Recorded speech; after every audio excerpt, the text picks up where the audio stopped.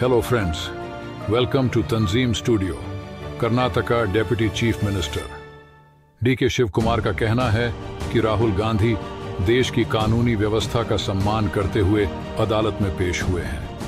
BJP विधायक बसनगौड़ा यतनाल ने कहा था कि सीएम का पद 2500 करोड़ रुपए में बिक रहा है।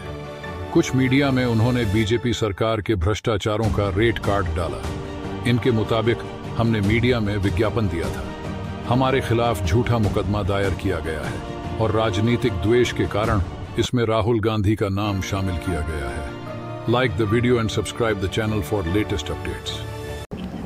ರಾಹುಲ್ ಗಾಂಧಿ ಅವರು ಇವತ್ತು ಕೋರ್ಟ್ಗೆ ಕಾನೂನಿಗೆ ಗೌರವವನ್ನು ಕೊಟ್ಟು ಇವತ್ತು ಬಂದಿದ್ದಾರೆ. ಬಿಜೆಪಿಯವರು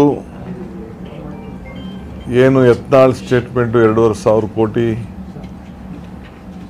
ಚೀಫ್ ಮಿನಿಸ್ಟರ್ ಪೋಸ್ಟ್ ಏನಿದೆ ಅಂತ ಹೇಳಿದರು. ಜೊತೆ ಕೆಲವು ಮಾಧ್ಯಮದಲ್ಲಿ ರೇಟ್ ಕಾರ್ಡ್ ಹಾಕಿದರು. ಆ ರೇಟ್ ಕಾರ್ಡ್ನ ನಾವು ವಾಪಸ್ಸು ರೀಪ್ರೊಡ್ಯೂಸ್ ಮಾಡಿ ಅಡ್ವರ್ಟೈಸ್ಮೆಂಟ್ ಕೊಟ್ಟಿದ್ದು. ಅದು ಸರಿಯೋ ಸರಿ ಇಲ್ಲೋ ಅಂತೇಳಿ ನಾವೆಲ್ಲ ಕೇಸ್ ಹಾಕಿದ್ದಾರೆ.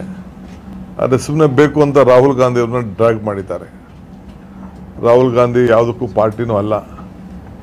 ಅವರು ಈ ವಿಚಾರನ ಅಡ್ವರ್ಟೈಸ್ಮೆಂಟ್ಗೆ ಸೈನು ಹಾಕಿರಲಿಲ್ಲ. ಅವರು ಪಾರ್ಟಿ ಆಫೀಸ್ ಬೇರೆಯವರು ಅಲ್ಲ, ಏನೂ ಇಲ್ಲ. ಬಟ್ ರಾಜಕೀಯಕ್ಕೋಸ್ಕರ ಮಾಡಿದ್ದಾರೆ. ತೊಂದರೆ ಕೊಡಬೇಕು ಅಂತ ಬರೀ ದ್ವೇಷ, ಸೇಡು ಇದೇ ಅವರ BJP-ಅವರಲ್ಲಿ ತುಳುಕ್ತಾ ಇದೆ. ಅದಕ್ಕೆ ಇಂಥದ್ದು ಒಂದು ಉದಾಹರಣೆ. ಸೊ ಆದರೂ ರಾಹುಲ್ ಗಾಂಧಿಯವರು ಇವತ್ತು ಅವರು ಬಂದು ಕೋರ್ಟ್ಗೆ ಅಟೆಂಡ್ ಮಾಡಿ DK ಸುರೇಶ್ ಅವ್ರಿಗೆ ಬೇಲ್ ಕೊಟ್ಟಿದ್ದಾರೆ. ಸೊ ನಮ್ಮೆಲ್ಲ ವಕೀಲರು ಪಾರ್ಟಿಸಿಪೇಟ್ ಮಾಡಿದ್ದಾರೆ. ಭಾಳ ಜನ ಅಭಿಮಾನಿಗಳು ಎಲ್ಲ ವಕೀಲರು, ಕಾರ್ಯಕರ್ತರು, ಮುಖಂಡಗಳೆಲ್ಲ ಬಂದು ಅವನ್ನ ಕೋರ್ಟಲ್ಲಿ ಅವ್ರ ಬೆಂಬಲವಾಗಿ ನಿಂತಿದ್ದರು. ಸೊ ಯಾರ್ಯಾರು ಸಹಕಾರ ಕೊಟ್ಟಿದ್ದಾರೋ ಅವರೆಲ್ಲರೂ ಕೂಡ ನನ್ನ ಪಕ್ಷದ ಪರವಾಗಿ ಕೃತಜ್ಞತೆಯನ್ನು ಸಲ್ಲಿಸಲಿಕ್ಕೆ ಬಯಸ್ತೀನಿ.